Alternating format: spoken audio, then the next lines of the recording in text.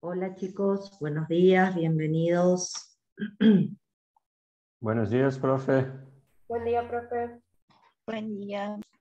Bueno, vamos a ir comenzando con el teórico de esta semana, con el primer teórico de esta semana para ustedes. ¿Sí? Bien. Antes de empezar con el tema que tenemos que trabajar el día de hoy, me gustaría que repasemos un poquito lo último que vimos la semana pasada para volver a empaparnos con el tema y a partir de ahí sí continuar con lo que nos corresponde el día de hoy. Nosotros, si ustedes recuerdan un poquito lo que se trabajó en la semana pasada, estuvimos viendo aspectos relacionados a la comunicación entre células, y con respecto a esa comunicación entre células, estuvimos abordando más que nada todos los mecanismos celulares que estaban relacionados a la unión de una molécula mensajera a diferentes tipos de receptores. Estábamos viendo cómo se generaba la respuesta biológica cuando una determinada molécula mensajera se unía a receptores con ciertas características. Habíamos comenzado a trabajar en la clase anterior básicamente con receptores de membrana celular, que eran los que iban a recibir digamos, el mensaje de esa molécula señal, y bueno, dependiendo de las características que tenía ese receptor de membrana celular, nosotros podíamos encontrar diferentes respuestas biológicas. Yo voy a compartir con ustedes una pantalla para poder hacer un pequeño esquemita y así nos organizamos con el tema. Les decía, dentro de lo que son receptores de membrana, y que es un poco lo que estuvimos trabajando la clase pasada, nosotros abordamos dos tipos de receptores de membrana. Por un lado, habíamos trabajado con los receptores ionotrópicos, y luego ya empezamos a trabajar con receptores metabolotrópicos, que es el otro gran grupo, y dentro de los metabolotrópicos, específicamente estuvimos trabajando con los 7-TMS asociados a proteínas G. Este fue, digamos, un poco el tema que nos ocupó la clase anterior. Con respecto a los receptores ionotrópicos que habíamos visto, bueno, si tenemos nuestra membrana celular, dijimos que estos son receptores de membrana. En el caso del receptor ionotrópico, lo que encontrábamos es que existía en la membrana celular una proteína canal. Esa proteína canal era una proteína integral de membrana que tenía, digamos, dominios extracelulares, dominios transmembrana y dominios intracelulares. La particularidad es que era una proteína que contaba en su centro con un canal para el pasaje de determinados iones en particular. Siempre teníamos un canal para un ion en particular, para el transporte de un ion en particular, y lo que observábamos es que la unión a esa proteína, que actuaba también en forma de receptor, la unión de, esto era un ligando, una molécula mensajera, la unión de un ligando a un sitio específico de esa misma proteína, que es una proteína canal, determinaba un cambio conformacional en esa proteína canal, y ese cambio conformacional hacía que determinados iones, dependiendo cuál era el canal que teníamos asociado a esa proteína receptora, que determinados iones puedan atravesar ese canal y de esa manera, acá el ejemplo que estoy haciendo es que los iones ingresen a una célula. Lo que ustedes tienen que tener en cuenta es que cuando se abre un canal para iones, como el transporte de iones por este mecanismo es un transporte pasivo, siempre el transporte de iones se va a hacer a favor de gradiente. ¿Eso qué va a significar? Que vamos a transportar los iones en un sentido de un sitio donde están en mayor concentración a un sitio donde están en menor concentración. Acá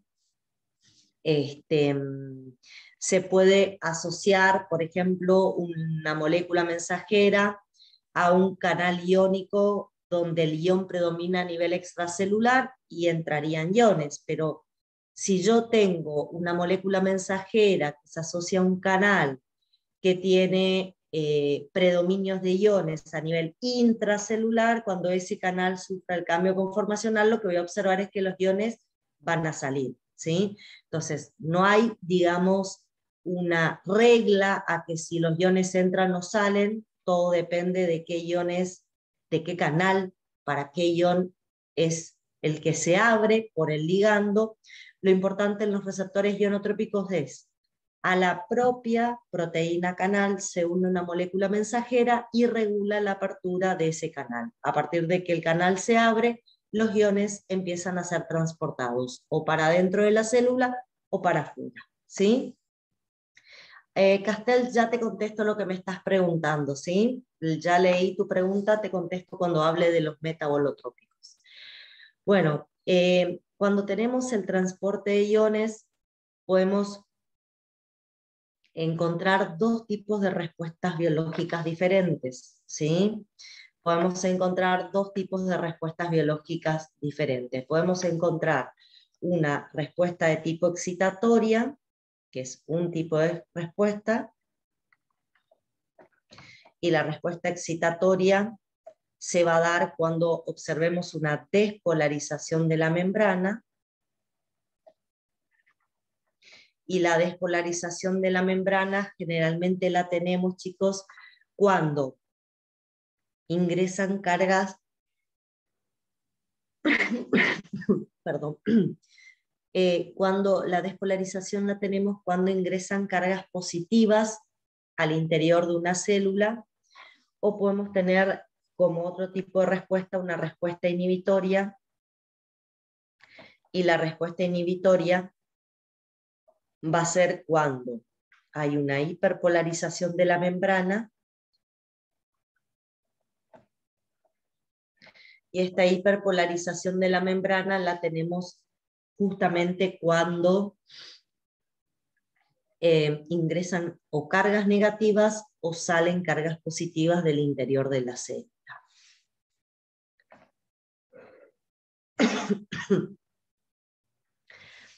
Disculpen, chicos, estoy un poco congestionada hoy.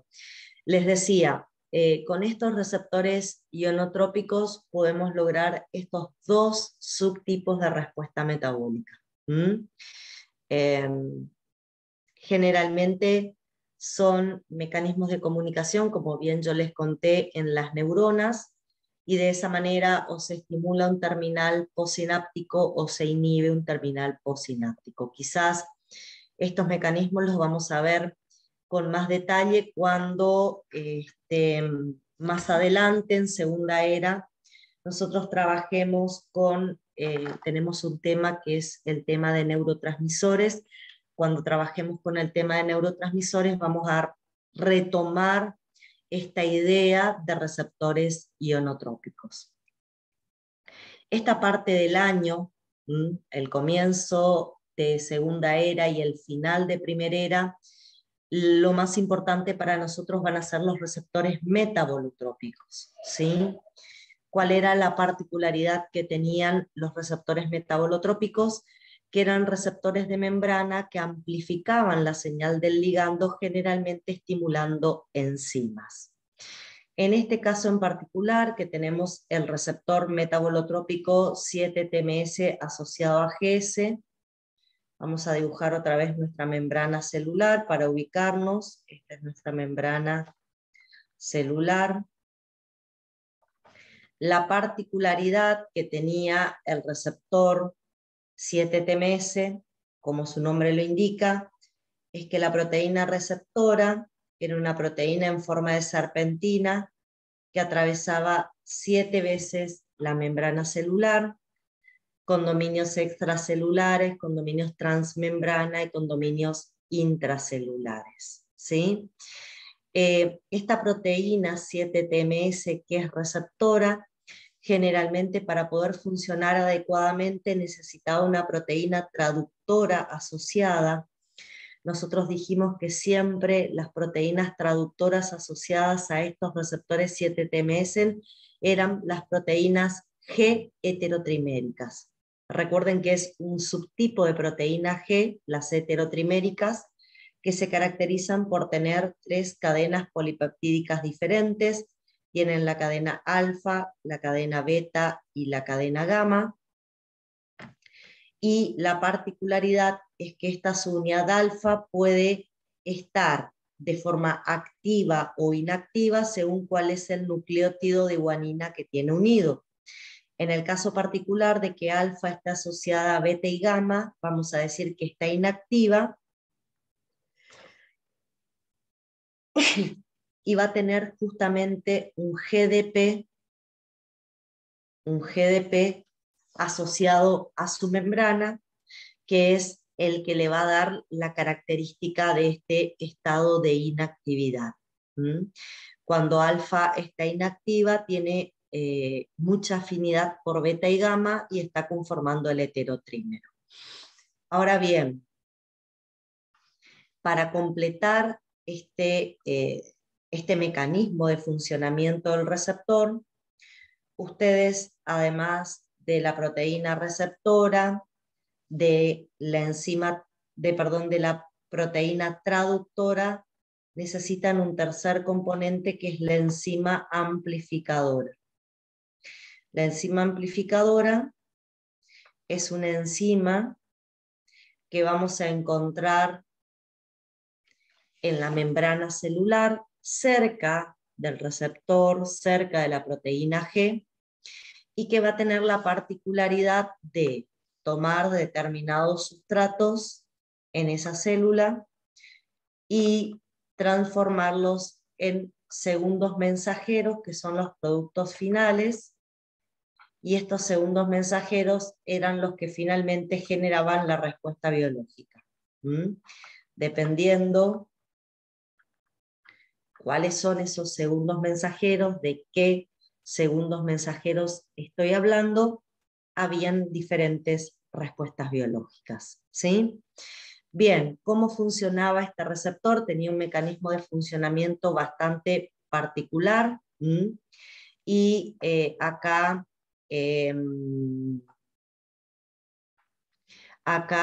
lo que vamos a hacer es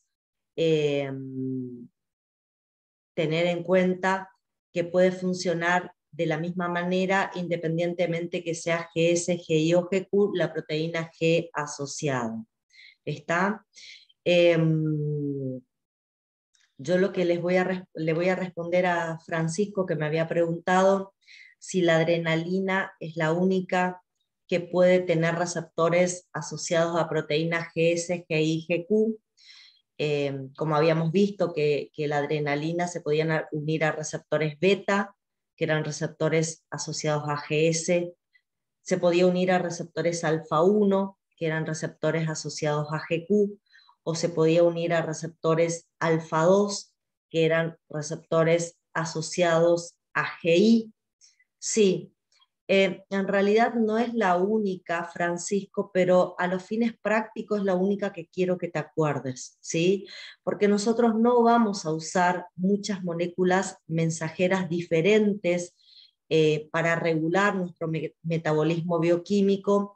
En general vamos a usar insulina, glucagón, adrenalina, cortisol, y no vamos a salir mucho más de ese tipo de opciones.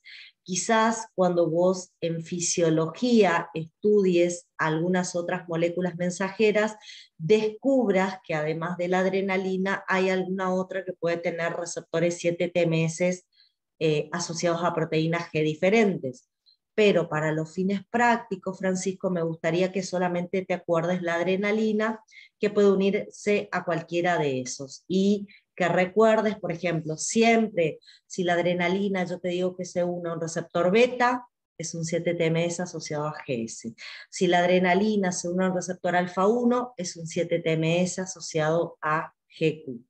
Eso, conocelo bien con seguridad, porque es lo que se te va a preguntar siempre, ¿sí? Recordá, adrenalina y glucagón como principales ligando para receptores 7-TMS asociados a proteína G. ¿Mm? Bueno, les decía, estos receptores 7-TMS, ustedes tienen que siempre recordar que en general tienen un mecanismo de funcionamiento bastante semejante. Siempre todo comienza con la llegada de la molécula del ligando. Llega un ligando, se une al receptor específico, y ahí, acuérdense chicos, yo les dije, si ustedes tienen un receptor de glucagón, el ligando es el glucagón. Si es un receptor de adrenalina, el ligando es adrenalina. De ahí a que el glucagón y la adrenalina ambos tengan receptores asociados a proteína GS, es otro tema. Pero si yo les pido o les hablo del receptor del glucagón, siempre el ligando es el glucagón, ¿sí? Bueno, decíamos, se va a unir el ligando al receptor, el receptor sufría cambios conformacionales, ese cambio conformacional hacía que se desprenda GDP, se incorpore un GTP, y la incorporación del GTP iba a provocar que la subunidad alfa se active. ¿Se acuerdan que yo les dije que la subunidad alfa cambiaba su funcionalidad dependiendo cuál era el nucleótido de guanina que tenía asociado? En este caso en particular, cuando la subunidad alfa incorpora el GTP, la subunidad alfa va a interaccionar con la proteína amplificadora. Esa es la función que tiene alfa, interaccionar. Y cuando yo les digo, chicos, interaccionar, recuerden que a veces eso era poder estimular o a veces era inhibir a la enzima amplificadora. Dependiendo cuál es el subtipo de proteína G, a veces alfa estimulaba o a veces alfa inhibía a la enzima amplificadora. Bueno, pero ¿qué pasaba con alfa inmediatamente después de regular a esa enzima amplificadora? Recuerden que alfa inmediatamente ponía en juego su actividad GTPasa, y a través de su actividad GTPasa desprendía el grupo fosfato, y hacía, disculpen que me apareció una pantalla emergente acá, les decía, ponía en juego su actividad GTPasa, desprendía el grupo fosfato porque hidrolizaba el GTP, y a partir de ahí la subunidad alfa recuperaba el GDP, y ustedes recuerdan que yo dije que con alfa con el GDP era inactiva y volvía a tener afinidad por alfa, por beta y gamma, volviendo nuevamente al heterotrímero, ¿sí? Volviendo nuevamente al heterotrímero y desactivando este proceso. Bueno, la enzima amplificadora, dependiendo si era estimulada o era inactiva, o era inhibida, perdón, iba a modificar los niveles de los segundos mensajeros, y a partir de ahí, a partir de modificar los niveles del segundo mensajero, iba a, digamos, generar diferentes respuestas biológicas, como habíamos visto, ¿sí? Podían, en general, se activaban quinasas, acuérdense que normalmente activábamos quinasas, o habíamos visto en el caso de la proteína GI que no se fosforilaban proteínas porque las quinasas permanecían inactivas, que era otro mecanismo de respuesta que habíamos estudiado. ¿Está? Bueno, esto simplemente, chicos, es para recordar con qué estamos trabajando y para contarles que hoy vamos a seguir trabajando con receptores de membrana metabolotrópicos, pero vamos a ir a un grupo diferente de receptores de membrana. Hoy vamos a trabajar con los receptores que tienen actividad enzimática intrínseca. ¿Qué significa que un receptor tenga actividad enzimática intrínseca? Significa que la propia proteína receptora, cuando se une a la molécula mensajera, se transforma en una enzima activa. Ahora ya vamos a ver de qué se tratan esos mecanismos. Bueno, vamos a dejar de compartir esta pantalla. Yo voy a compartir con ustedes el PowerPoint de hoy.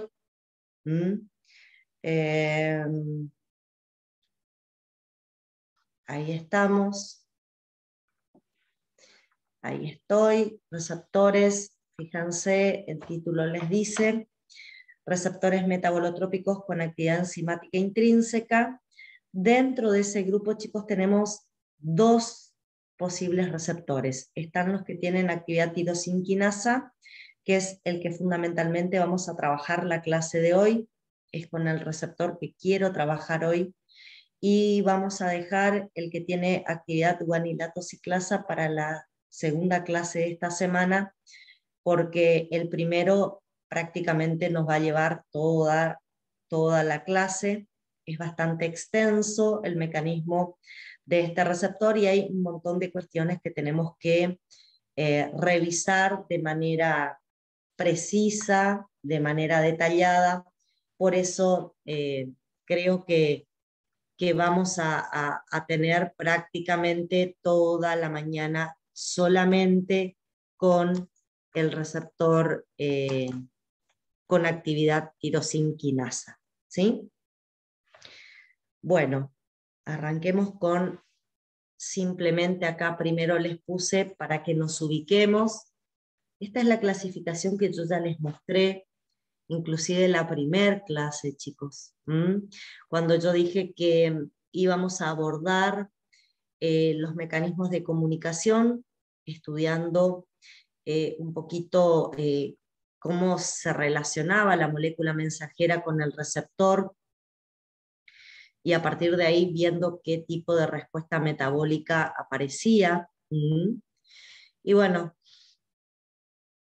fíjense que dentro de los receptores de membrana celular, los dos primeros nosotros ya los vimos, la clase pasada, ya vimos los receptores ionotrópicos asociados a canales iónicos, y ya vimos los receptores metabolotrópicos, que son los que amplifican la señal. Vimos en ese grupo, vimos los 7 TMS asociados a proteínas G. Acá me pregunta Candela que en el caso de la proteína GS, si la respuesta biológica va a ser la misma, independientemente del ligando que se una a la proteína receptora.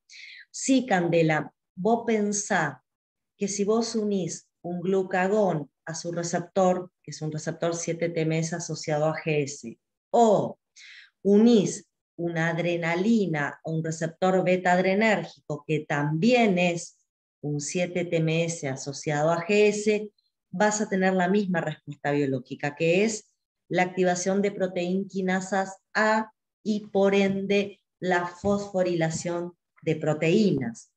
Ahora, ¿sabes dónde vas a encontrar la diferencia, Candela? Que, por ejemplo, el receptor del glucagón vos lo vas a encontrar en hígado, y vas a activar, por lo tanto, quinasas dentro del hepatocito. Sin embargo, el receptor beta adrenérgico lo vas a encontrar fundamentalmente en músculo, y la activación de las quinasas van a ser en ese tejido en particular. Es como que la respuesta biológica va a ser la misma, lo que sí van a ser diferentes tejidos los que resulten regulados a través de ese mecanismo de comunicación en particular, ¿sí? Esas cuestiones los vamos a ir charlando, digamos, más que nada cuando entremos a segunda era y empecemos a usar estos receptores para regular vías metabólicas, y ahí es como que ustedes se van a dar cuenta un poquito de las cosas que hay en común y las cosas que sí son diferentes. ¿Está? Bueno, dentro de esta clasificación que ustedes están observando, yo quiero que vean que vamos a trabajar ahora con el segundo subtipo de receptores metabolotrópicos, que son los que tienen una actividad enzimática intrínseca. ¿Sí? Bueno, continuamos. Un segundito. Continuamos. Ay, ahí está. Bueno,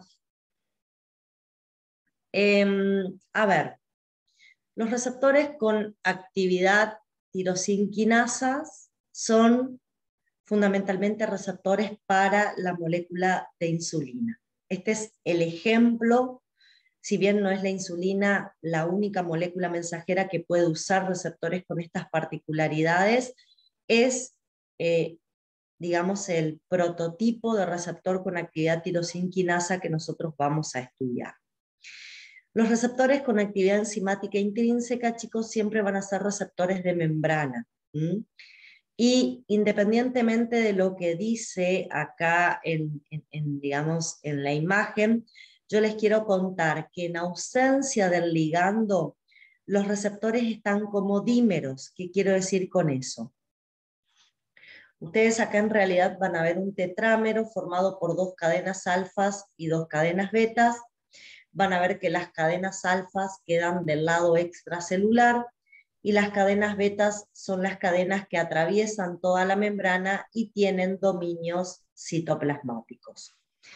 En ausencia del ligando, estas 2 subunidades, alfa y beta, están separadas. O sea, el dímero alfa-beta está de manera independiente.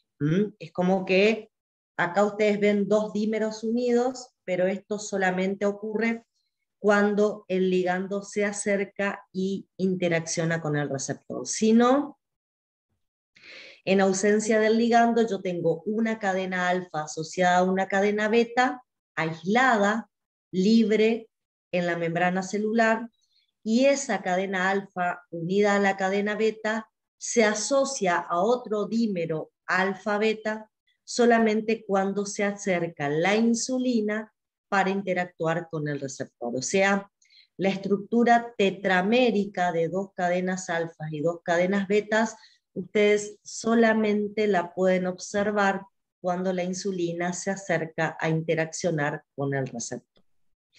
De esas cadenas, las alfas son las que tienen la particularidad de reconocer y unirse de manera específica, se unen de manera específica a el ligando en particular, que en este caso, como yo les dije, el ligando es la insulina.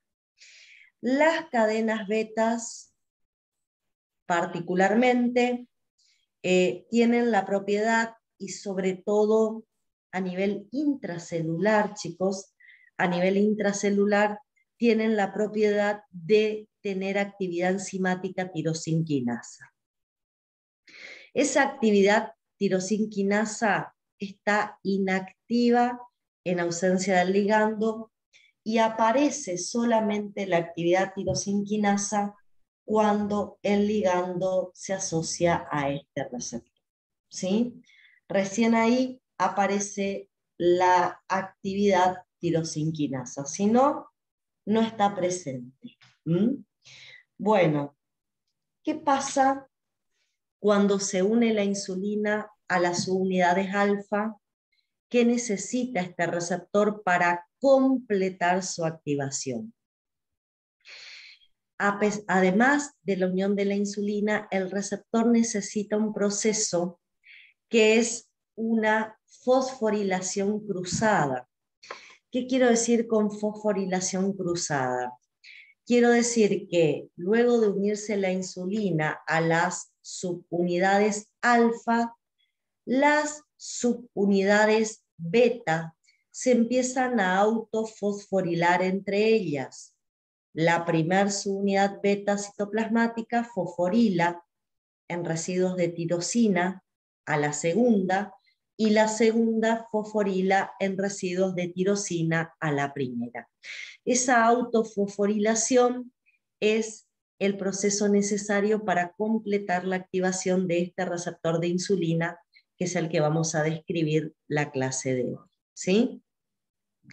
Recuerden, ¿qué significa tener actividad tirosinquinasa? Tener actividad tirosinquinasa significa que la enzima cataliza la fosforilación de proteínas en un determinado aminoácido en particular, que es el aminoácido tirosina, ¿sí? Bueno, luego de tener la autofosforilación y de completar su activación, este receptor tiene la particularidad de comenzar a fosforilar otras proteínas, pero ahora proteínas citoplasmáticas. Existen algunas proteínas que van a ser sustratos de este receptor y van a ser proteínas que van a tener la particularidad de acercarse al receptor reconociendo lo que yo les voy a denominar como puntos de nucleación. Yo voy a pasar a la siguiente imagen. La siguiente imagen lo que les muestra a ustedes es que el mecanismo de señalización de la insulina es un mecanismo bastante complejo. Ustedes pueden ver que hay un montón de moléculas intracelulares involucradas en el proceso o en la respuesta biológica. Como dice ahí, aún no está completamente, digamos, descripto los mecanismos intracelulares en su totalidad. Hay una parte de esos mecanismos que actualmente los podemos explicar, pero lo que pueden ver es que es bastante complejo la respuesta biológica que tenemos una vez que la insulina se une a su receptor. Una de las cosas fundamentales que yo quiero que vean y que lo tomen desde el inicio de la clase es la siguiente. Y me gustaría que miren un poquito la imagen para que me puedan entender. Ustedes tienen acá las cadenas betas, que son estas largas cadenas que aparecen en el citoplasma, y son las cadenas que fundamentalmente tienen la actividad catalítica, ¿sí? Son las que fundamentalmente tienen la actividad catalítica. Y fíjense, esto que aparece como PI, que ven acá, PI, son las tirosinas fosforiladas, ¿sí? Fíjense cómo en el proceso de activación una cadena fosforiló en residuos de tirosina a la otra. Bien, acá hay algo que tienen que saber. Esas tirosinas fosforiladas para nosotros ahora van a ser puntos de nucleación. ¿Qué es un punto de nucleación? Son sitios sobre la estructura del receptor de insulina que van ahora a atraer proteínas citoplasmáticas y las van a asociar, las van a unir. Normalmente no unen cualquier proteína citoplasmática, sino que en general unen proteínas que tienen grupos sulfidrilos, proteínas que tengan aminoácidos cisteínas en su estructura celular.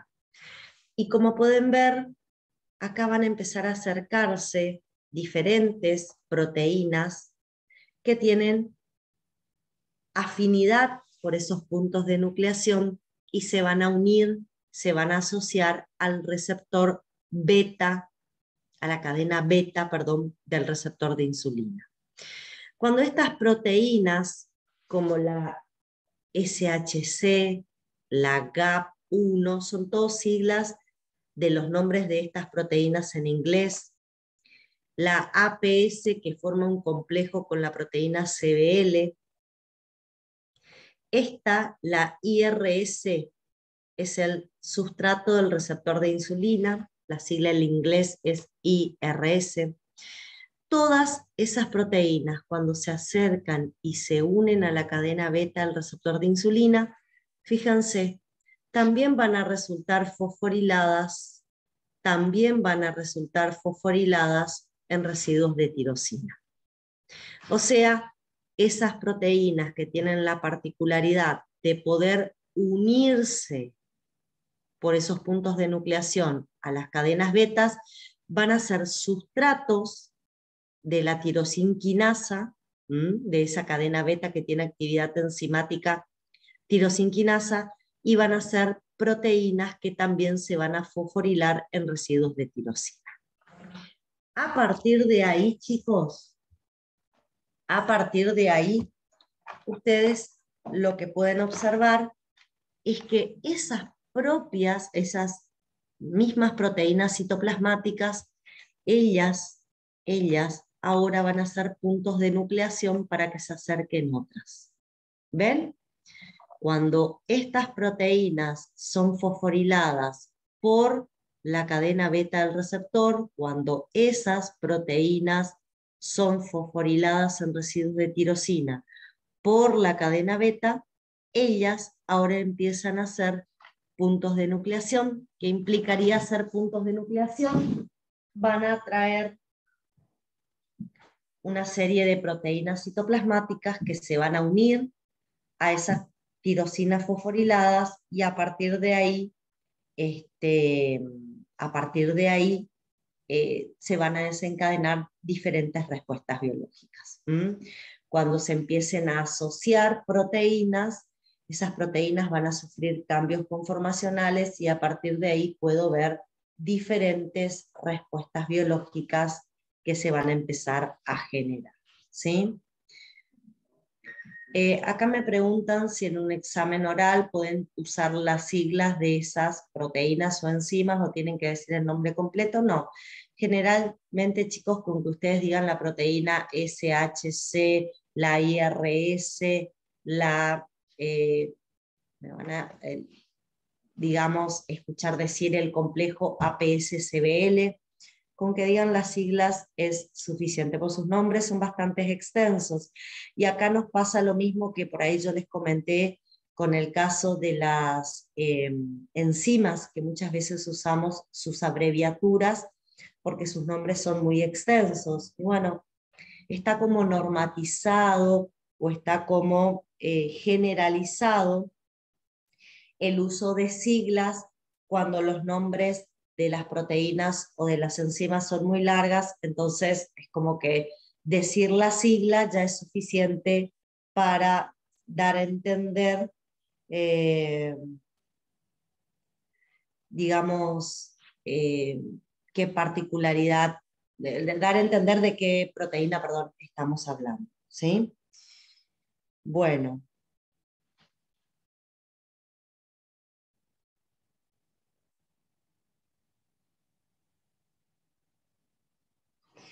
Bueno, a ver, seguimos con la siguiente.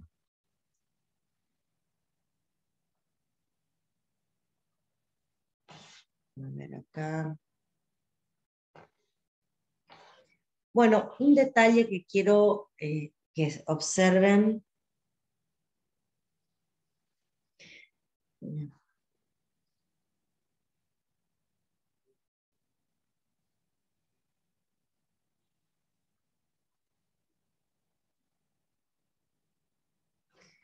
Un detalle que quiero que observen es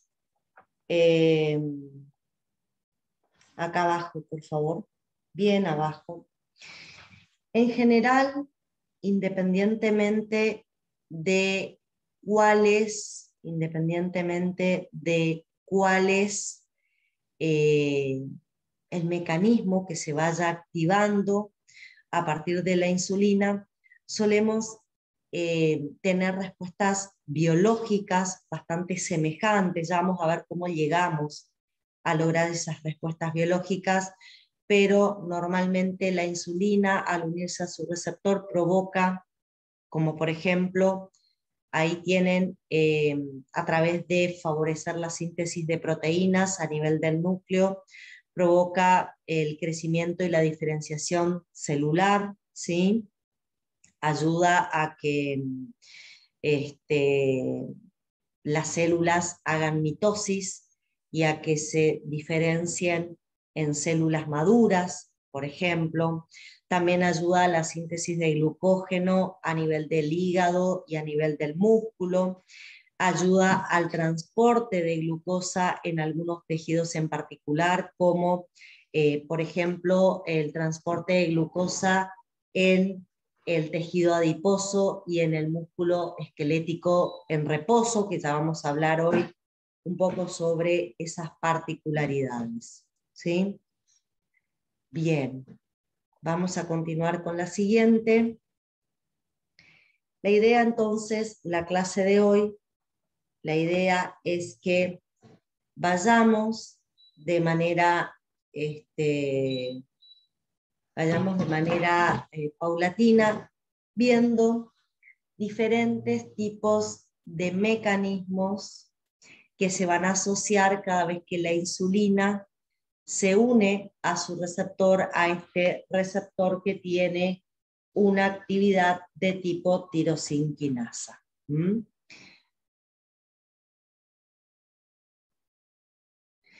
A ver, acá me están haciendo una pregunta y me viene bien la pregunta que me están haciendo justamente para hacer una aclaración. Recuerden, ¿cuándo vamos a tener insulina en nuestro cuerpo y en qué momento la insulina se va a unir a este receptor y va a desencadenar todo lo que yo voy a contar a partir de ahora? Recuerden que la insulina es una hormona liberada fundamentalmente por el páncreas. El páncreas libera insulina cuando nosotros nos ponemos en posingesta, cuando aumentan los niveles de glucosa en sangre, encontramos el principal estímulo para que el páncreas libere insulina. Por lo tanto, los efectos biológicos que nosotros vamos a describir a lo largo de la clase de hoy son efectos biológicos que obviamente ocurren cuando la insulina se une y es cuando estamos en posingesta. Acá me dicen si en ayuno va a disminuir la insulina, si en ayuno la insulina desaparece de sangre, por lo tanto este receptor no se va a activar y las respuestas biológicas que yo estoy describiendo indudablemente no van a existir, van a haber otro tipo de respuestas biológicas, ¿sí? Acá me preguntan si el cuerpo tiene otra forma de hacer los efectos en esa vía.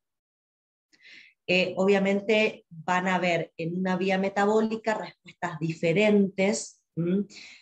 Les digo una cuestión para que se den cuenta. Una de las cosas que les voy a contar es que en presencia de insulina, las enzimas que se regulan covalentemente se desfosforilan porque la insulina activa fosfatasas.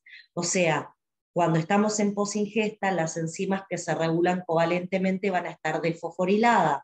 Si yo cambio la posingesta por el ayuno, aparece el glucagón que activa proteinquinasa A, por lo tanto, las enzimas que se regulan covalentemente se van a fosforilar.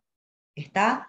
En posingesta, las enzimas que se regulan covalentemente están desfosforiladas, en ayuno esas mismas enzimas se fosforilan.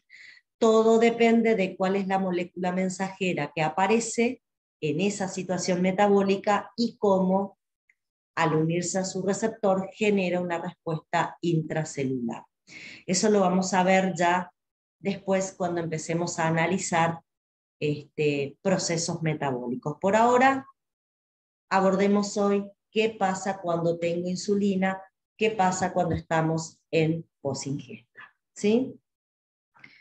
Bueno, uno de los mecanismos que vamos a iniciar,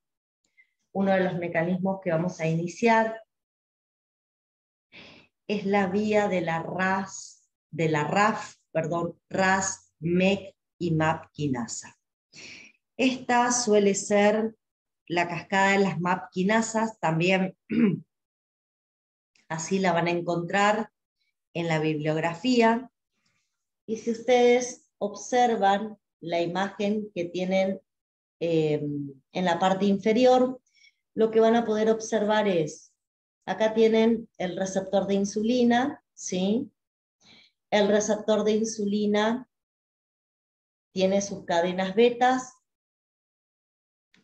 Como pueden observar, las cadenas betas tienen las tirosinas fosforiladas, los ven acá, las tirosinas fosforiladas en esas cadenas betas.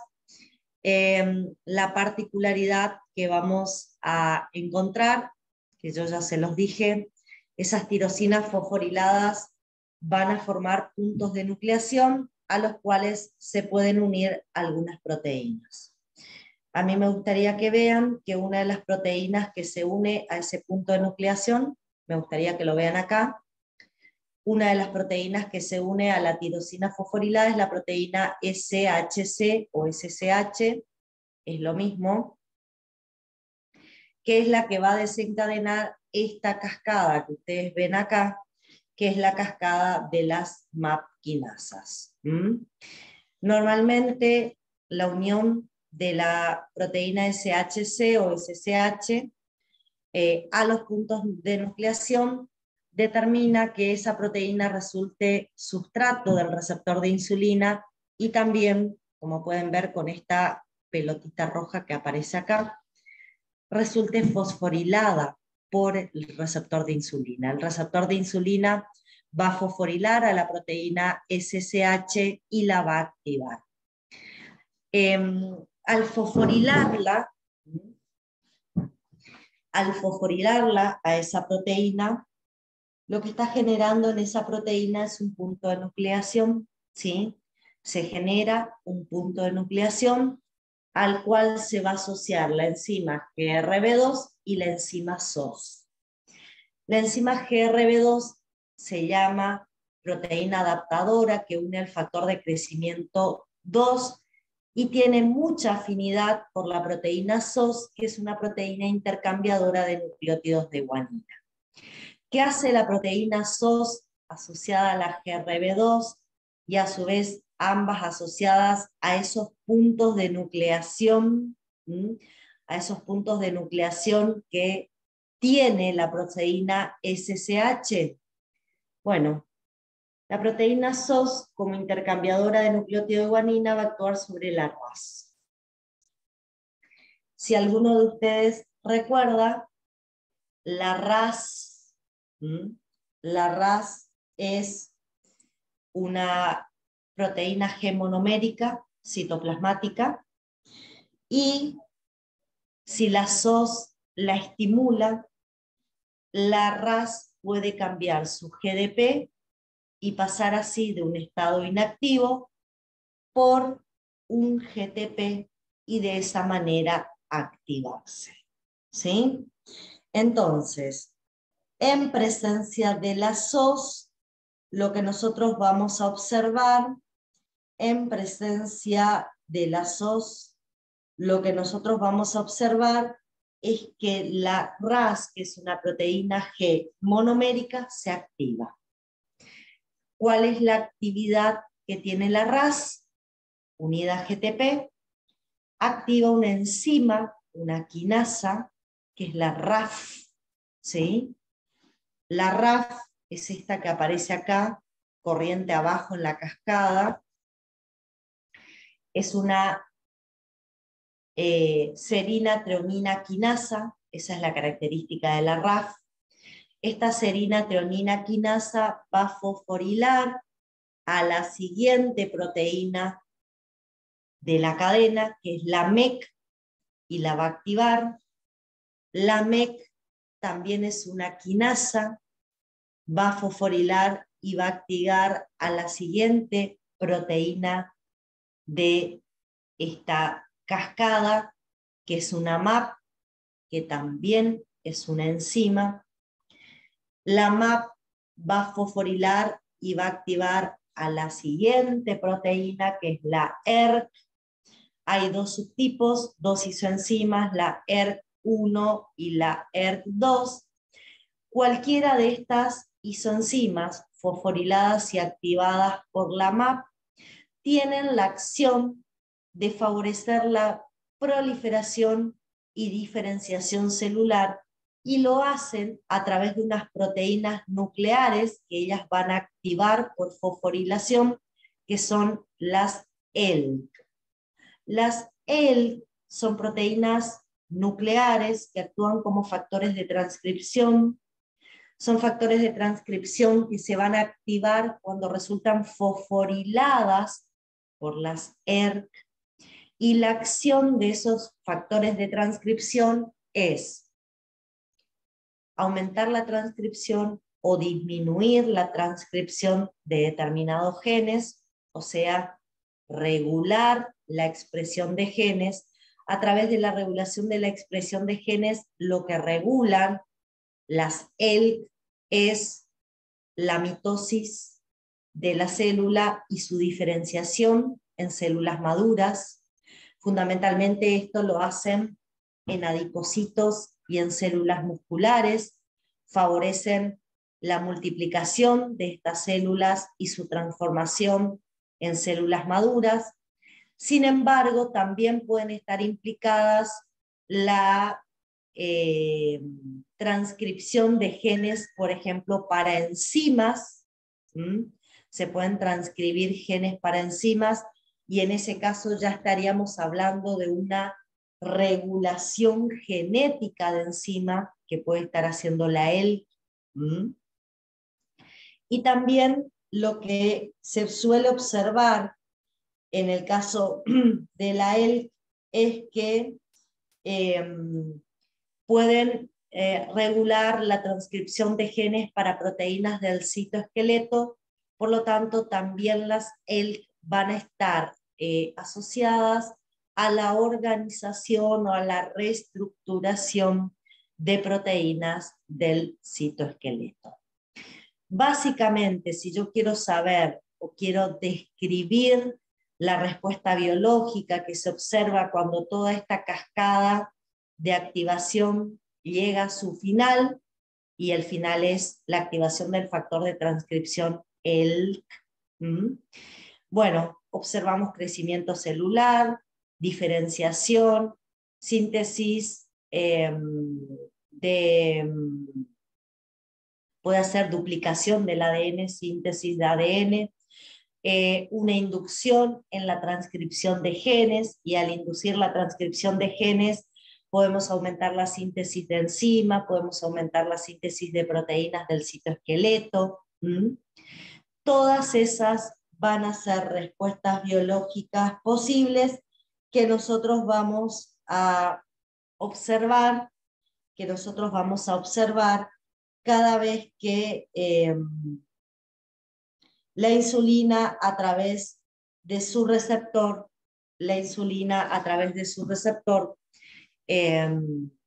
activan a esta cascada o a esta vía que es la vía de las MAP quinasas. ¿Sí? Este es un tipo de respuesta biológica que podemos observar. La otra respuesta biológica que podemos observar es la vía de la fosfatidilinositol 3 quinasa. ¿Sí? La fosfatidilinositol 3 quinasa muchas veces lo abreviamos como la vía de la PI3 quinasa. Con esta sigla yo abrevio, esta vía, la vía de la PI3 quinasa. Así normalmente nosotros describimos a esta vía en particular. Un segundito que quiero volver a mi puntero. Bueno, la PI3 quinasa, chicos, es una enzima que se va a asociar al sustrato del receptor de insulina unido a las cadenas betas. Voy a volver un segundo para atrás para que nos volvamos a ubicar.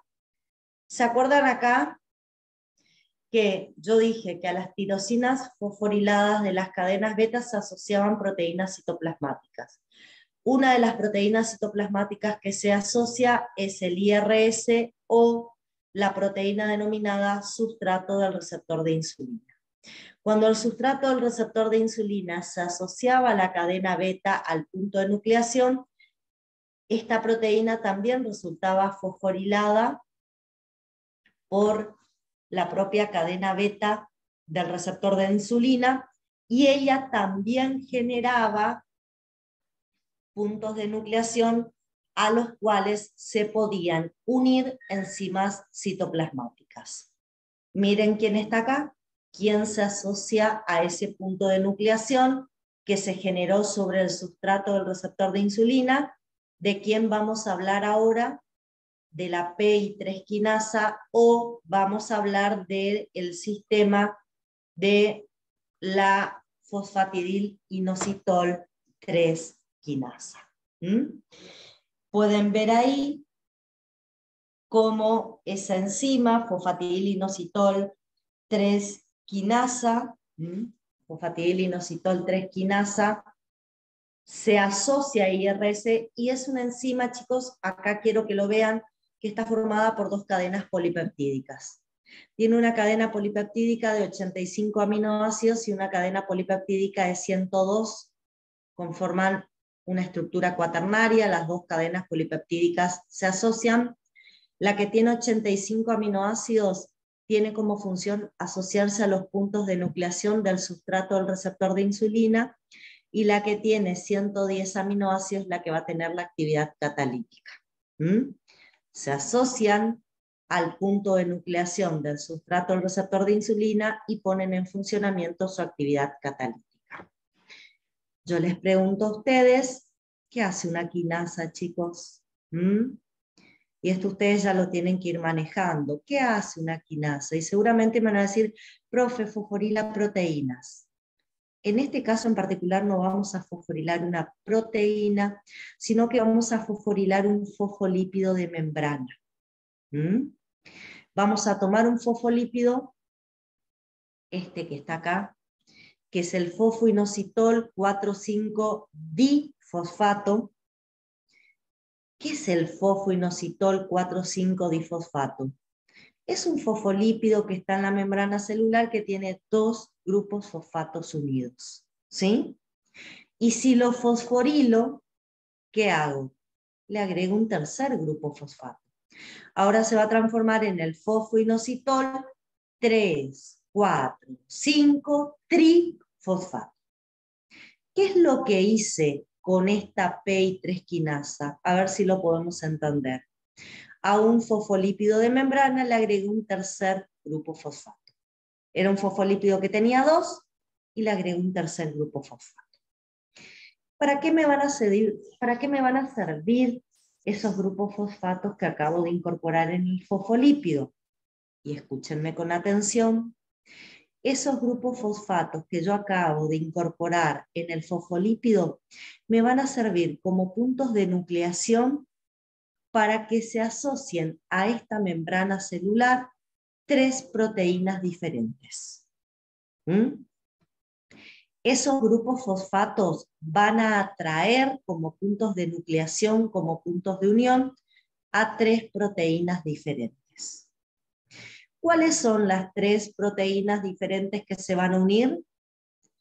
La primera es la quinasa dependiente de inositoles de tipo 1.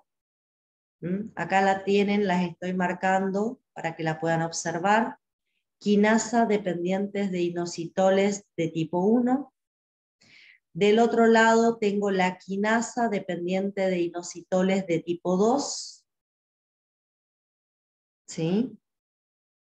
Y en el medio tengo la AKT, que es una enzima que también se puede abreviar con la sigla PKB.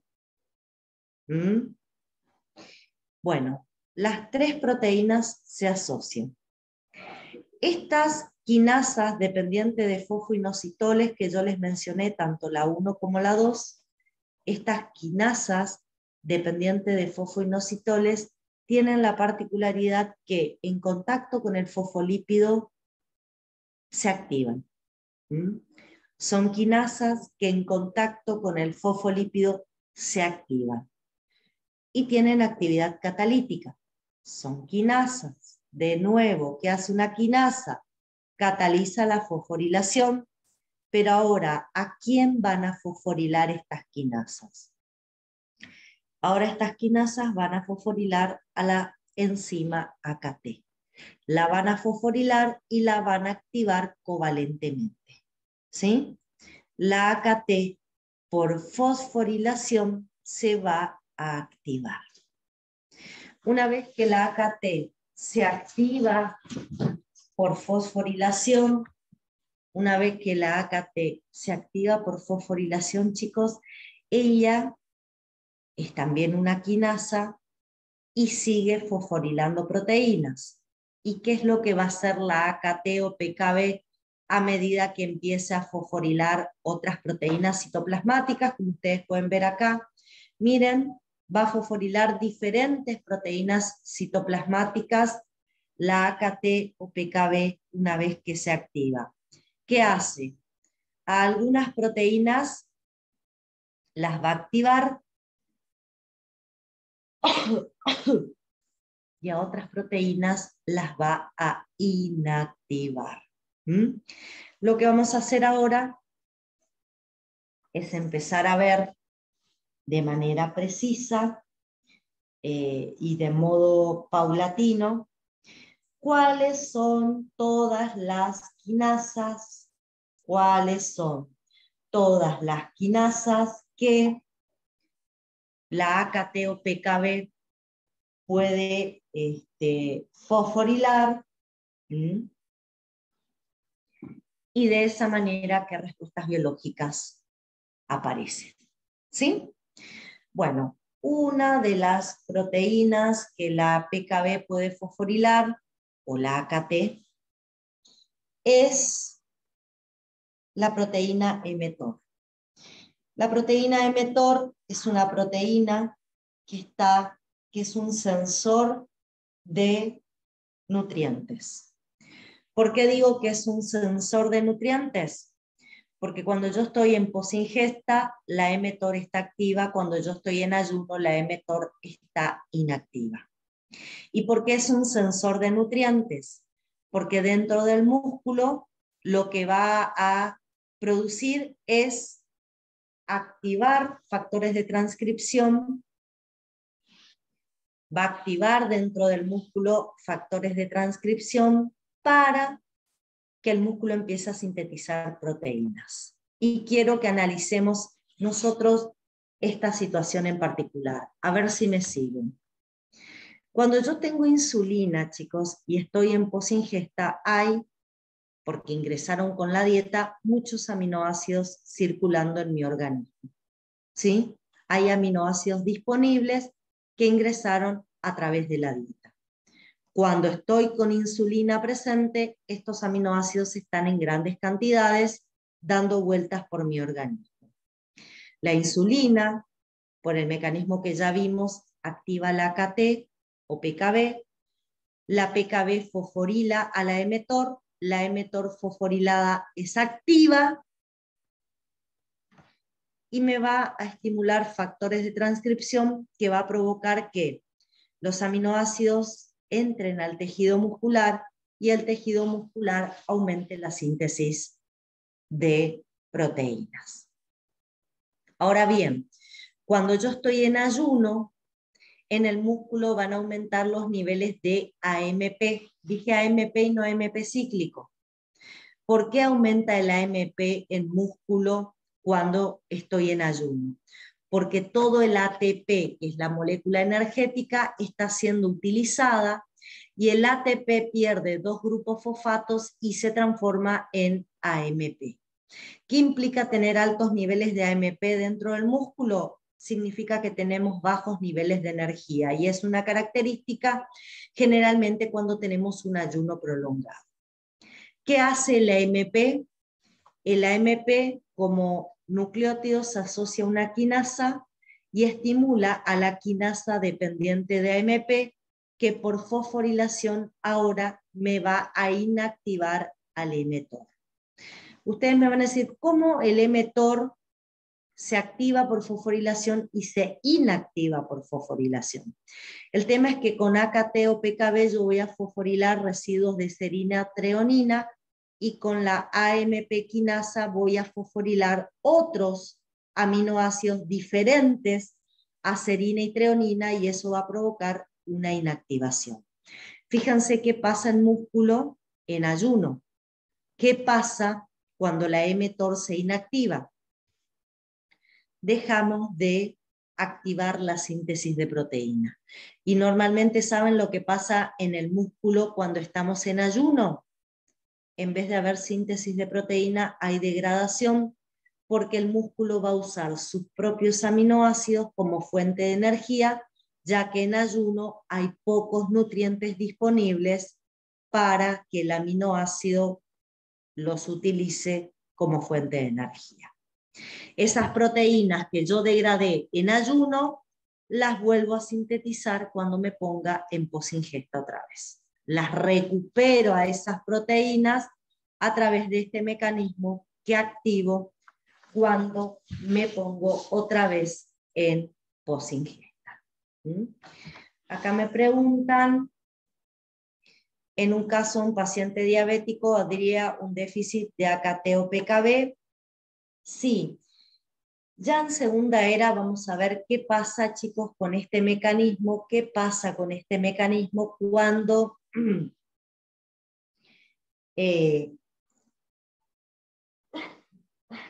qué pasa cuando el receptor no funciona correctamente, el receptor de insulina no funciona correctamente en un diabético. Indudablemente, si no funciona directamente el receptor, todos estos mecanismos normales que yo estoy explicando no van a producirse y se van a afectar estas vías metabólicas. Acá en el chat me están preguntando si el músculo no usaría cetonas como energía. Alison, tenés razón, pero a veces los cuerpos cetónicos no son suficientes y el músculo necesita más cantidad de energía y por eso termina degradando sus propias proteínas. Pero eso después ya lo vamos a ver. Acá me preguntan también en el chat si la leucina sirve como activación del mTOR. Sí, el ingreso de aminoácidos al tejido muscular cuando estamos en posingesta, fundamentalmente el ingreso de leucina en particular también activaría a la proteína mTOR. Y después me preguntaron si al hacer entrenamiento en ayuno hay catabolismo muscular. Sí, todo depende, chicos, de los almacenamientos de glucógeno que ustedes tengan. Si hay un buen almacenamiento de glucógeno cuando hacen entrenamiento, se usa el glucógeno almacenado y se pueden usar lípidos. Pero si ustedes no tienen un buen almacenamiento de glucógeno, hay veces que se pueden degradar proteínas, pero les cuento, las proteínas empiezan a degradarse después de 12 horas de ayuno, ¿sí? En general, chicos, cuando ustedes entrenan, no lo hacen después de 12 horas de ayuno. Y lo otro que me preguntan, si después del ejercicio post-ayuno se recupera el glucógeno de las fibras musculares. Chicos, siempre que ustedes se vuelvan a poner en post-ingesta, se recupera el glucógeno. Y siempre que esa post-ingesta incorpore hidratos de carbono. Si ustedes en la post-ingesta incorporan hidratos de carbono, saturan los depósitos musculares de glucógeno, que es por ahí algo bueno cada vez que yo quiera hacer ejercicio físico para justamente no tener que usar la propia proteína muscular como fuente de energía. Y acá me preguntan si la gluconeogénesis no compensa la baja de glucólisis. La gluconeogénesis sintetiza glucosa, pero generalmente esa glucosa es destinada para el cerebro y el glóbulo rojo y no tanto así para el músculo. Cuando estamos, y esto lo vamos a ver en segunda era, cuando estamos haciendo glucólisis, cuando estamos usando la glucosa en actividad física, lo estamos haciendo en condiciones anaeróbicas. y la ganancia energética es muy, muy pequeña en condiciones anaeróbicas a partir de la glucosa. Por eso es que la glucosa no suele ser un sustrato metabólico adecuado para el músculo en actividad física, porque la oxidación de la glucosa en condiciones anaeróbicas genera muy poca ganancia de energía. Y es ahí que el músculo empieza a usar otros sustratos metabólicos para tratar de, digamos, para tratar de ganar ATP. Acá me preguntan cómo se llama el complejo P85P110. Se llama PI3 quinasa ese complejo. PI3 quinasa.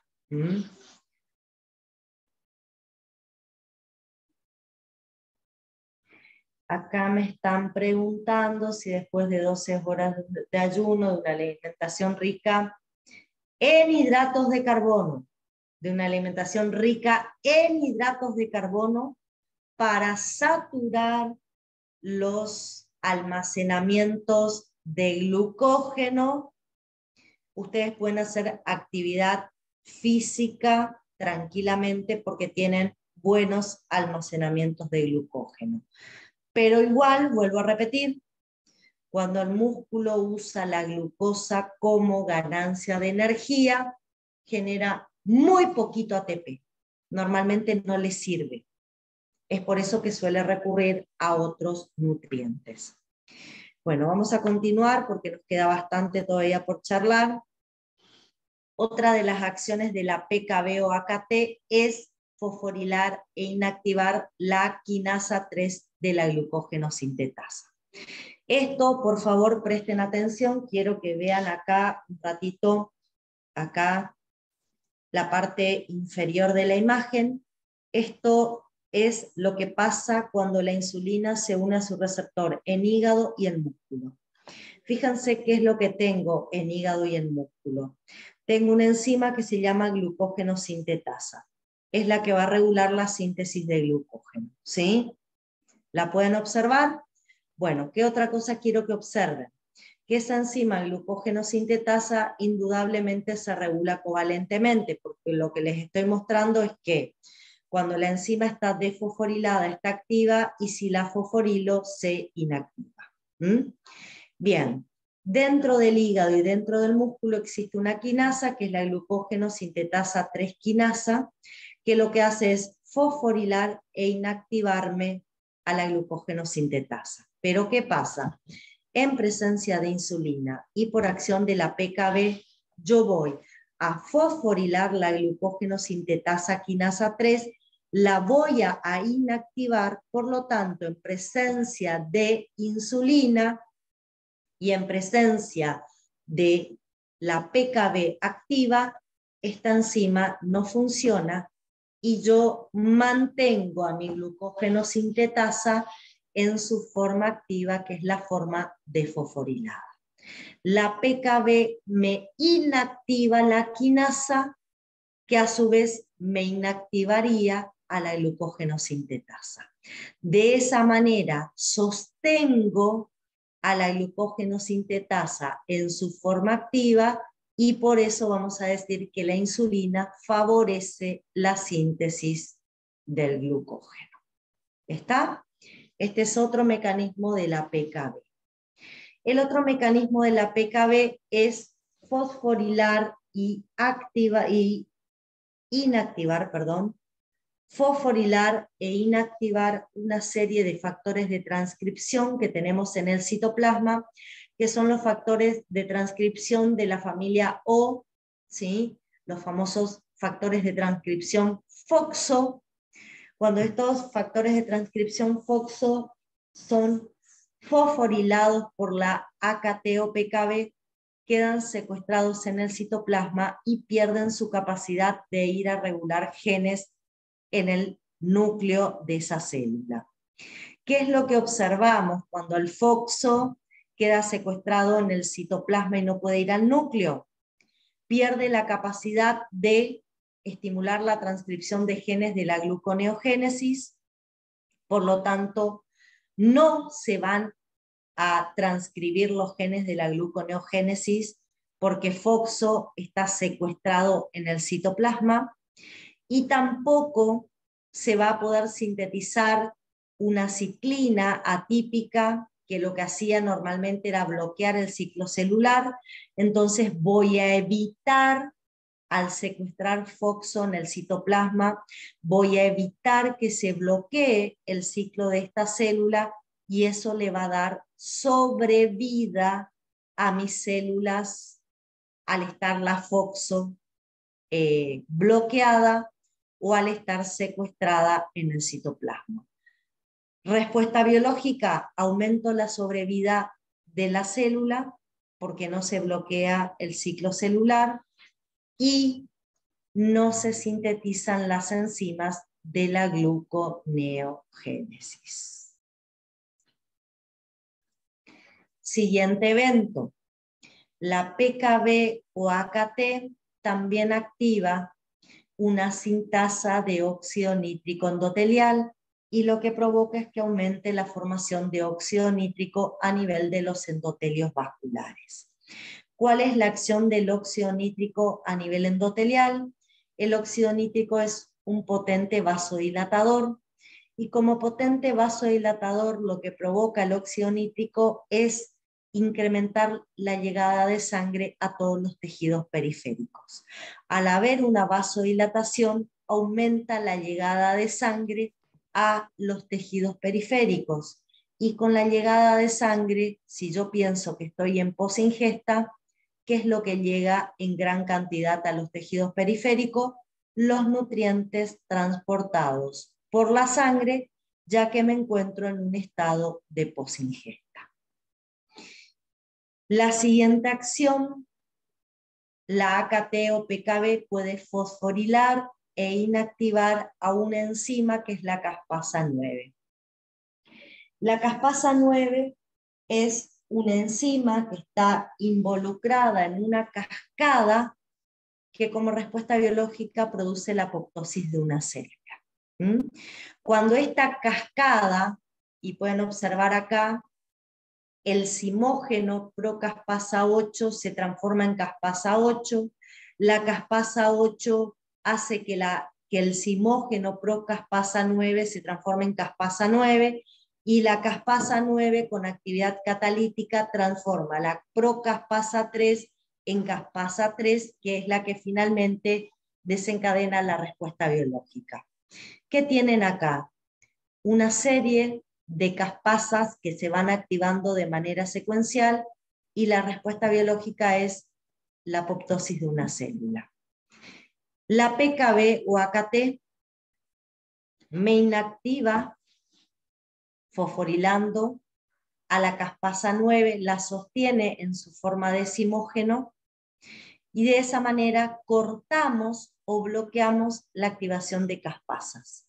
Al frenar la activación de caspasas, lo que estamos evitando es que las células entren en estados de apoptosis, y le estamos dando supervivencia a la célula. La insulina aumenta la sobrevida de las células. Es otra respuesta biológica que vamos a observar. ¿Sí? Bien. Siguiendo con las funciones de AKT o PKB que nosotros activamos por el mecanismo de la PI3 quinasas, necesito llegar específicamente a este mecanismo que yo voy a describir acá, que es la translocación del GLUT4. Para poder hablar de la translocación del GLUT4, chicos, yo necesito explicarles algo primero, y para eso voy a dejar de compartir por un minuto esta pantalla y voy a compartir con ustedes otra pantalla diferente. Un segundo, ya les voy a compartir la pantalla. Ahí estamos. Bueno, ¿qué quiero que charlemos ahora? Vamos a charlar un ratito. A ver, cuando nosotros estamos en posingesta, dijimos que aparece la insulina como molécula mensajera. Además, ¿qué es lo que tenemos que saber?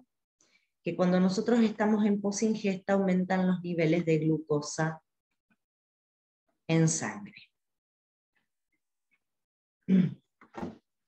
La pregunta que les hago es, ¿por qué aumenta la glucosa? ¿O qué función tiene la glucosa para nosotros?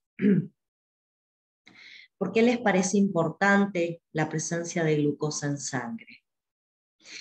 Y bueno, lo que tendríamos que ponernos a pensar es que esa glucosa va a ser usada como fuente de energía por las células. Nosotros vamos a tener una célula. Esa célula tiene una membrana celular.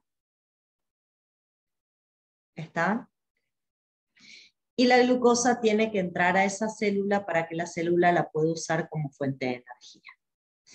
¿Cuál es el problema que hay con la glucosa? La glucosa es un sustrato hidrosoluble. En sangre se transporta perfectamente, pero cuando llega a una célula, tiene el inconveniente que hay dificultad para su ingreso, ya que no atraviesa con facilidad las membranas celulares, porque es una sustancia hidrosoluble.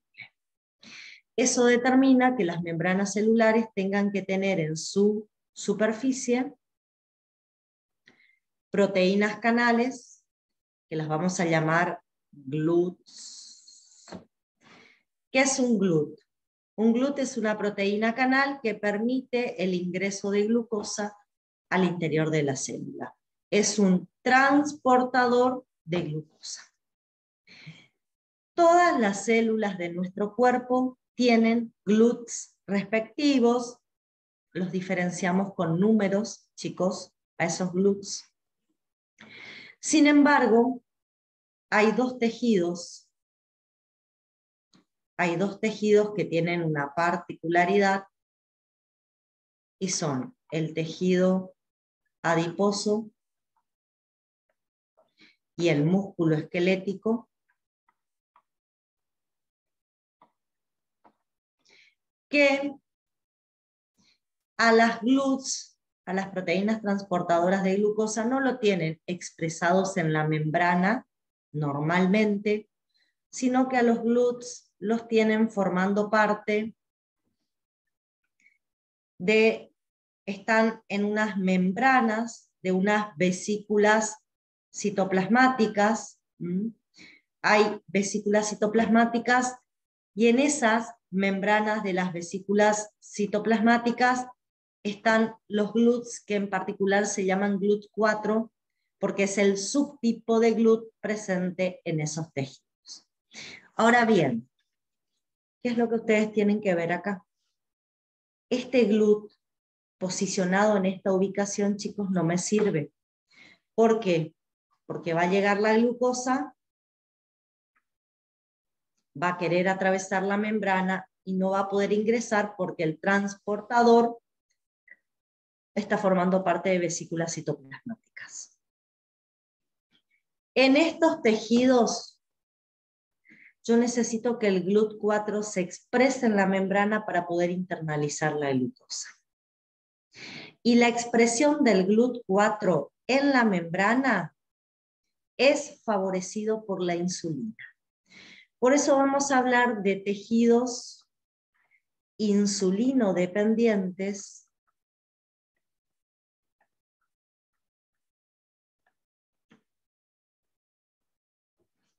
y vamos a decir que los tejidos insulino dependientes son el tejido adiposo y el músculo esquelético en reposo, porque ya vamos a ver después qué pasa con el músculo esquelético en actividad física. El tejido adiposo y el músculo esquelético en reposo son insulino dependientes. ¿Por qué son insulino dependientes? Un segundo, chicos, voy a conectar la compu porque se me está agotando la batería. Ya sigo con ustedes. Un segundo, por favor.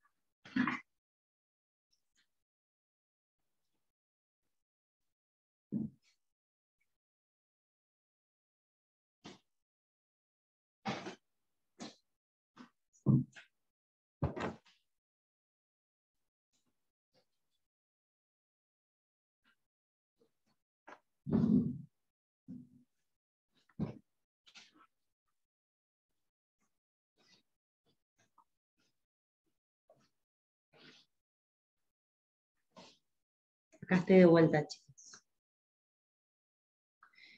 Bueno, les decía, ¿por qué el tejido adiposo y el músculo esquelético en reposo se consideran insulino dependientes? Porque van a necesitar de la insulina para poder expresar el GLUT4 y así capturar glucosa. Ya vamos a ver qué pasa con el músculo esquelético en la actividad física, por qué no es insulino dependiente, ya que vamos a ver que en actividad física el músculo puede exponer el GLUT4 independientemente de la presencia de insulina.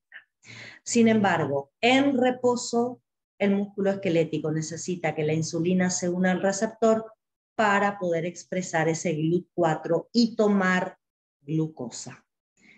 Con esto que le estoy diciendo, que el tejido adiposo y el músculo esquelético en reposo, cuando estamos en ayuno, no pueden tomar glucosa de la sangre. ¿Sí? No pueden tomar glucosa de la sangre.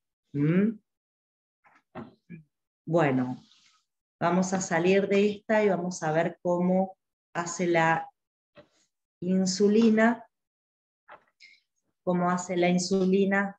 para ayudar a la expresión del GLUT4. Esto suele ser pregunta de examen, chicos, por eso presten atención. Sim. Fíjense, acá, Prof, ¿sí? eu posso tirar uma dúvida? Sí. Eu tenho em meus estudos que lá a insulina, na questão do músculo esquelético, era solamente quando ele está em repouso. E agora me quedou na dúvida se ele é dependente de insulina tanto quando está em repouso quanto está em estado normal. Yo les dije, el músculo esquelético es insulino dependiente en reposo, porque ahora les voy a contar qué pasa con el músculo esquelético en actividad física, porque no necesita la insulina para expresar el GLUT4. En reposo necesita la insulina para expresar el GLUT4, en actividad física tiene su propio mecanismo donde no está involucrada la insulina en la expresión del GLUT4. No sé si... Bueno, fíjense, para expresar el GLUT4 que está en esta vesícula citoplasmática, yo quiero que analicemos el siguiente esquema. Hay, en verdad, tres mecanismos que nos pueden explicar cómo la insulina ayuda a la expresión del GLUT4. Sin embargo, solamente uno de ellos está descrito en su totalidad. Los otros dos mecanismos tienen algunos agujeros negros que no sabemos explicar qué pasa. Sabemos que colaboran, pero vamos a ver que cuando intentamos explicar cómo colaboran, siempre hay algo que aún no ha sido totalmente descubierto, ¿sí? Bueno, el mecanismo que se conoce perfectamente es el mecanismo por el cual la AKT o PKB fosforila y me inactiva la AS160. ¿Por qué la inactivación de la AS160 por fosforilación de la AKT es un mecanismo que favorece la expresión del GLUT4? Y acá quiero que presten atención en lo siguiente que les voy a decir. Acá ustedes tienen, esto que les estoy marcando, la voy a redondear, tienen una RAP-GTP. ¿Qué es una RAP-GTP? Es una pequeña proteína G monomérica citoplasmática activada. Acuérdense que siempre que la proteína G tiene unido GTP, está activa. Eso ya lo vengo diciendo desde hace varias clases. Las proteínas G monoméricas en el citoplasma, chicos, están asociadas a proteínas del citoesqueleto. Tienen la particularidad de poder regular el funcionamiento de proteínas del citoesqueleto. Lo que hace la RAP-GTP cuando está activa es, a través de la modulación del citoesqueleto, hacer que el citoesqueleto obliga a movilizar esta vesícula y se termina expresando la vesícula en la membrana celular. Ustedes recuerden que en el citoesqueleto había unas proteínas accesorias del citoesqueleto que unían vesícula citoplasmática y las podían trasladar a través del citoesqueleto y expresarlas en las membranas. Bueno, esa acción se favorece cuando la proteína RAP tiene GTP unido. ¿Qué pasa con la AS160? La AS160 es una enzima que pone en funcionamiento la actividad GTPasa de la RAP. ¿Qué quiero decir con eso? Que si la AS160 está activa, obliga a la RAP a hidrolizar su GTP, a volverlo GDP y me inactiva la proteína G. Por lo tanto, mientras la AS160 esté activa, la RAP está inactiva y no se expresa el GLUT4. Ahora bien, cuando la AKT o PKB me fosforila a la RAP, la deja no funcional y eso hace que la RAP permanezca con el GTP unido y permanezca activa, favoreciendo a través de la interacción con el citoesqueleto, favoreciendo la expresión del GLUT4 en la membrana. Repito, cuando la AKT o PKB fosforila e inactiva a la AS160, favorece a que la RAP continúe con el GTP unido, porque el GTP no se va a hidrolizar, ya que la RAP va a perder su capacidad GTPasa cuando la AS160 está inactiva. La RAP continúa con el GTP unido y al continuar con el GTP unido interacciona con el citoesqueleto y favorece la expresión del GLUT4. Ese es el mecanismo mejor conocido que tenemos. Ahora bien, no es el único. Se sabe que en el citoplasma del tejido adiposo y del músculo existe una proteína quinasa C atípica, que es esta proteína quinasa C. Es una proteína quinasa C atípica porque yo la quiero diferenciar de la proteína quinasa C que yo mencioné la clase pasada cuando hablé del receptor 7-TMS asociado a GQ. Bueno, esta es otra proteína quinasa C diferente, la voy a llamar atípica. Esta proteína quinasa C atípica se activa por fosforilación con la quinasa dependiente de fosfoinositoles de tipo 1. ¿Se acuerdan? Esa misma quinasa dependiente de fosfoinositoles que me fosforilaba y activaba la AKT, ahora me va a fosforilar y me va a activar esta proteína quinasa C atípica. En este caso no se sabe cómo esta proteína quinasa C atípica, por mecanismos que aún se desconocen, ayuda a la expresión del GLUT4. ¿Sí?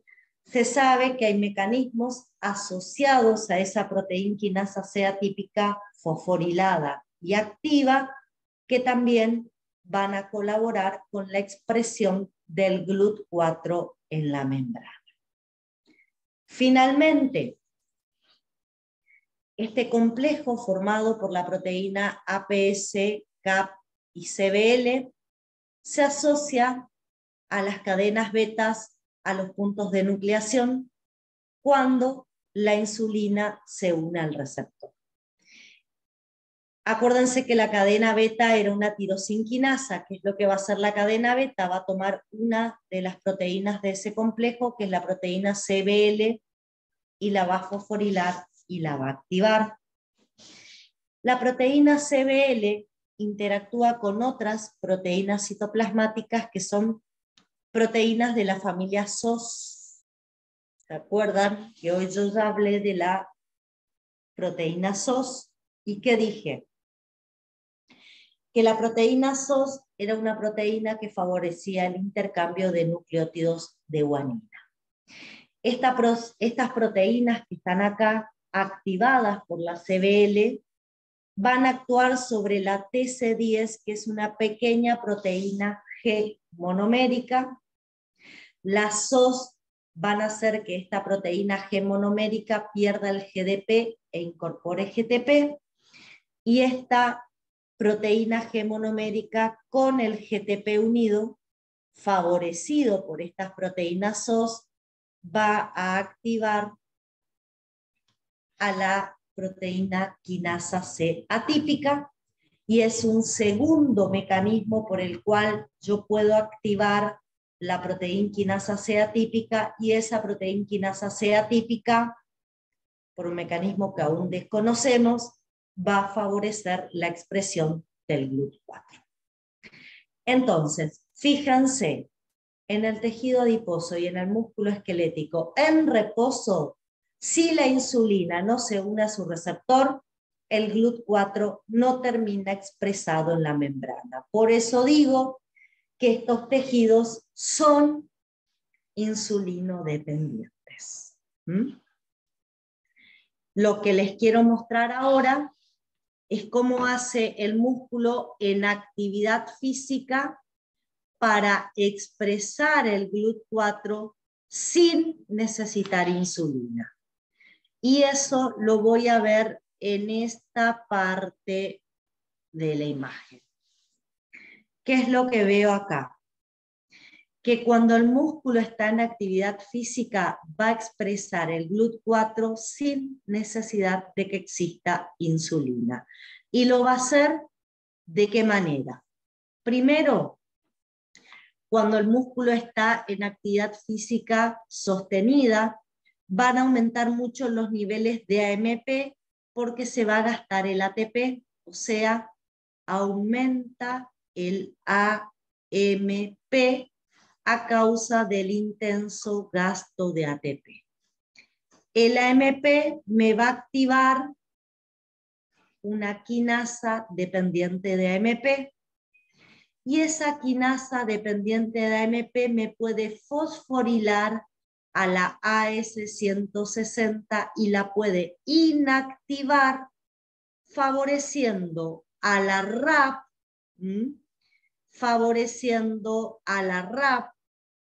y quiero borrar un poquito esto para que se pueda observar mejor. Cuando la AS160 se inactiva por fosforilación por esta quinasa dependiente de AMP, la RAP puede continuar con el GTP unido y así favorecemos la translocación del GLUT4. Ese es un mecanismo por el cual se expresa el GLUT4. La segunda característica es cuando tengo aumento de calcio durante la contracción muscular, el calcio se une a la calmodulina.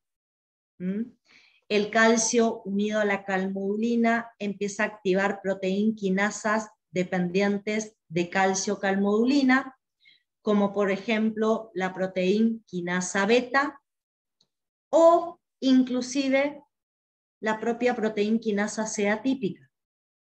Esas proteinquinasas dependientes de calcio-calmodulina activadas por el aumento de calcio, como la proteinquinasa beta y la proteinquinasa C atípica, o me fosforilan la AS160 o directamente por mecanismos que aún desconocemos, ayudan a la translocación del GLUT4 y a la expresión del GLUT4 en la membrana del músculo cuando el músculo está en actividad física. Y eso ocurre en ausencia de insulina.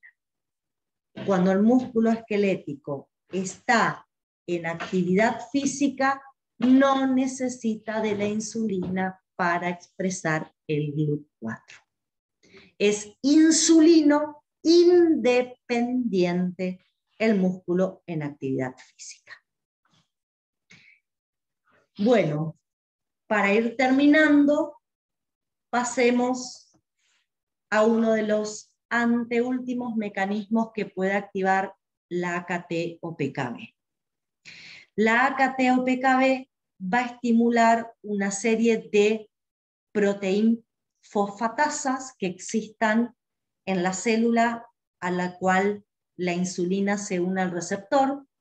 Fundamentalmente va a activar proteínfosfatasas que están asociadas a la regulación covalente de enzimas.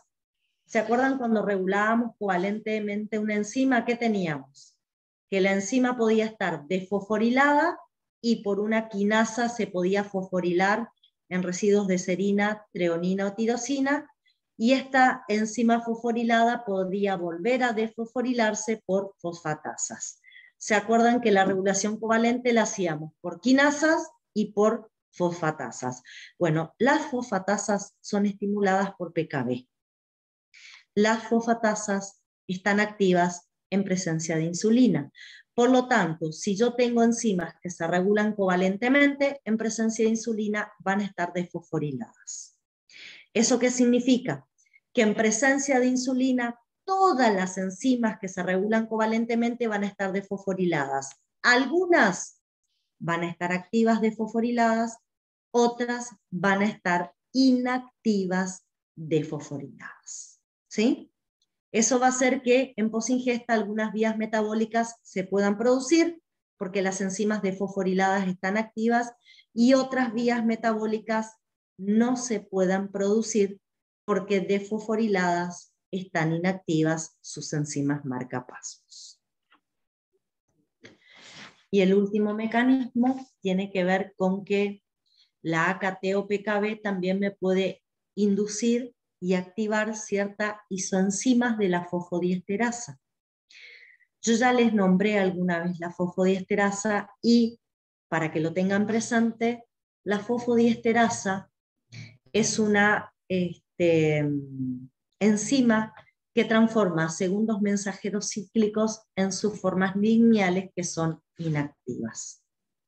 ¿Qué consecuencias tengo cuando activo fosfodiesterasa? La consecuencia es que el AMP cíclico, que es activo y me estimula la pKa, se va a inactivar, y que el GMP cíclico, que es activo y me activa la pKg, se va a inactivar. Por lo tanto, ¿qué pasa en presencia de insulina? Estas quinasas no tienen sus segundos mensajeros que los activan, por lo tanto, estas dos quinasas en presencia de insulina son inactivas porque los segundos mensajeros están inactivos y se inactivan por acción de la fosfodiesterasa. ¿Está? Bueno, chicos, si volvemos al inicio, lo que yo fui haciendo fue describiendo cada uno de los mecanismos para llegar a las diferentes respuestas biológicas. ¿Sí? Y todo como comenzó con la autofosforilación del receptor, con la generación de puntos de nucleación, con el acercamiento y la unión de proteínas citoplasmáticas a esos puntos de nucleación, con la fosforilación por el receptor, por las cadenas betas de esas proteínas citoplasmáticas, que ahí ellas formaban puntos de nucleación y atraían otras proteínas, y ahí se empezaba a desencadenar toda la respuesta biológica que estudiamos la clase de hoy. ¿Sí? Bueno, chicos, esta vía la tienen que estudiar con principal cuidado porque tiene un montón de mecanismos importantes, tiene un montón de mecanismos especiales que tenemos que reconocer, ¿sí? Por eso, con mucho cuidado, paso por paso, vayan siguiendo esta información. Yo en el PDF que les dejé, figuran todos estos pasos descritos, así que si se ponen a leer el PDF, seguramente van a ir encontrando cada uno de esos procesos. Voy a subir las clases, pero yo no dependo de mí misma para subir las clases, yo tengo que esperar que Sistemas Barceló me mande las grabaciones. Hasta que no me manda las grabaciones, yo no las dispongo para subir. Apenas tenga las clases de la semana pasada y la de esta semana, las voy a subir, pero no sé, ellos me van mandando en el momento, no sé cómo lo hacen, pero bueno, cuando me aparece en mi correo yo lo subo. Por ahora todavía yo no tenía las clases de la semana pasada, así que apenas tenga, les voy a ir subiendo una de esas clases. ¿Está? La persona que me preguntó por el parcialito de enzimas, al comienzo de la clase no le contesté porque me parecía que lo más importante era desarrollar la clase y no contestar cosas que podemos charlar después. Con respecto al parcial de enzima, yo lo suspendí directamente. No va a ser un parcial puntuable porque se generó demasiado inconveniente. Estoy evaluando en tomar presenciales los parciales para que no haya problemas con conectividad, así que vamos a charlar eso a partir de ahora, y en el caso de que no sea posible, porque hay por ahí grupos que no tienen encuentros presenciales, se va a seguir tomando virtuales, solo estoy charlando con las autoridades de la facultad, pero ustedes van a ser responsables de su conectividad. Yo no voy a ser responsable si hay luz, no hay luz, si hay internet, no hay internet, si el teléfono se les cayó dentro del agua o no, eso es responsabilidad de ustedes. Ya vamos a ser los responsables a ustedes de el tema de los parciales. Y se está evaluando la presencialidad en la toma de los parcialitos para evitar cualquier tipo de inconveniente. ¿Está? Todavía hay tiempo porque todavía no está el parcialito, faltan como 2 semanas para el próximo parcialito, así que quédense tranquilos. Los parciales que se van a puntuar van a ser los últimos 2 de la era. Son esos los que van a definir si ustedes entran o no entran a la era. Así que quédense tranquilos. Por ahora todavía tenemos tiempo para ver qué pasa. Y ese parcial anterior, el que no lo pudo rendir, el que desaprobó, el que tuvo 500 problemas, listo, no se va a contabilizar. ¿Estamos? Sí, todo lo que di la semana pasada y esta semana está en el PDF de comunicación intercelular que ustedes tienen en el aula. Está todo en el aula. ¿Está? Así que no creo que tengan ningún tipo de problema con respecto a eso. Bueno, chicos, gracias por estar del otro lado, gracias por colaborar y hacer un poco amena la clase. Me gusta que hagan preguntas, que se interesen, porque a veces parece que estoy hablando yo solita acá de este lado, pero bueno, tenerlos a ustedes del otro lado motiva a que la clase se vuelva más amena, ¿sí? No es lo mismo hablar sola delante de una pantalla en negro que tenerlos a ustedes ahí haciendo preguntas y participando. Así que gracias de nuevo. Estén bien y nos vemos en la segunda clase de esta semana, ¿sí? Chau, chau. Chao, profe. Chao, profe. Chao, profe. Chao, profe.